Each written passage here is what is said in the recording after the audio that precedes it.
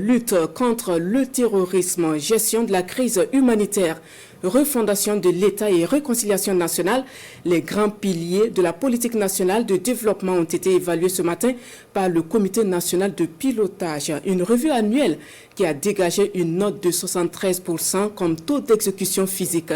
Les grandes articulations avec Issoufou Kaboré et Yanki Teda. Sur la table des échanges, les performances du plan d'action pour la stabilisation et le développement pour l'exercice 2023.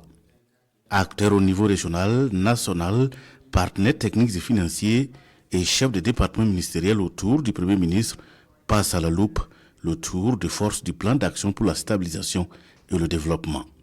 Ainsi, pilier après pilier, les membres du comité de pilotage notent avec satisfaction les prouesses réalisées dans le domaine de l'humanitaire et de la reconquête du territoire. Dans le domaine de la lutte contre le terrorisme et la restauration de l'intégrité territoriale, la réorganisation de l'armée, l'équipement des forces combattantes et les opérations menées nous donnent de constater la réinstallation progressive des populations dans leurs villages et la réouverture de l'administration publique dans de nombreuses localités.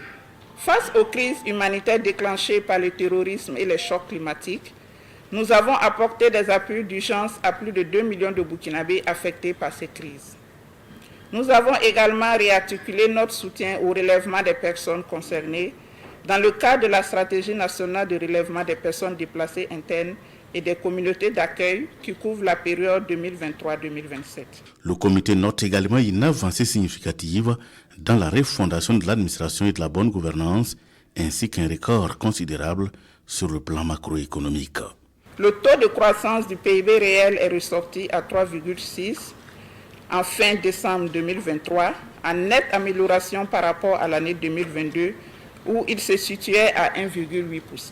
Concernant la refondation de l'État et l'amélioration de la gouvernance, nous avons engagé des réformes et des actions vigoureuses dans la plupart des secteurs qui renforcent l'efficacité de l'administration publique, qui accroissent l'implication et la responsabilité des citoyens dans la conduite des actions de développement et qui élargissent les bénéfices de l'action de l'État en faveur des populations rurales. Dans ce sens, nous avons poursuivi avec plus d'entrain la digitalisation de nouveaux services. Nous avons également mis en place le fonds de soutien patriotique et lancé des initiatives à l'image de l'offensive agro-silvo-pastorale, de l'initiative pour l'autosuffisance alimentaire, de l'Agence pour la promotion de l'entrepreneuriat communautaire. Sur le plan de la réconciliation nationale et de la cohésion sociale, les actions menées dans ce sens améliorent sensiblement la satisfaction de la population vis-à-vis de la justice, contribuant à réduire les conflits intercommunautaires selon le bilan présenté ce matin.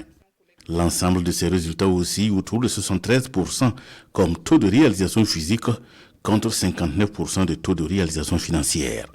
Pour les perspectives, le Premier ministre enjoint l'ensemble des acteurs à redoubler d'efforts pour relever les nombreux défis en vue de présenter à la face du monde la capacité de résilience et l'esprit d'ingéniosité du peuple burkinabé face à l'adversité.